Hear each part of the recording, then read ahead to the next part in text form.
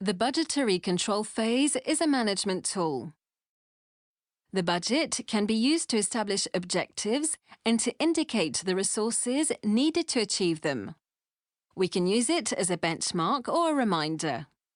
Monitoring a budget means periodically verifying how the company or department is doing compared to its forecasts or objectives. This involves analysing expenditures and receipts at a given moment T and checking whether I have exceeded my budget or not.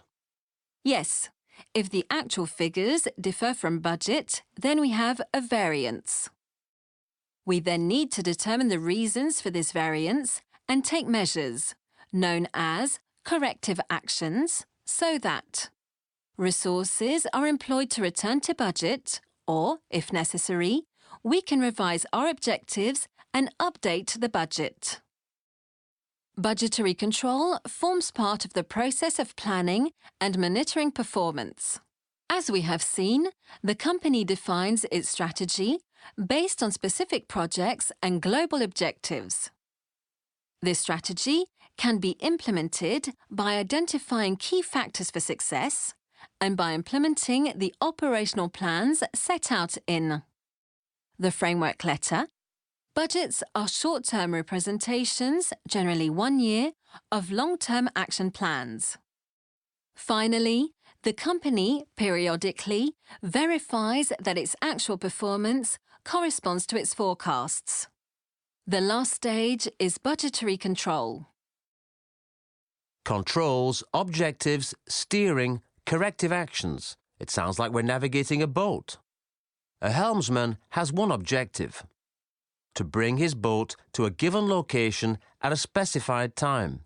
He sets a course, but for various reasons, for example, the wind shifts or he fails to anticipate a current, he deviates from his planned route.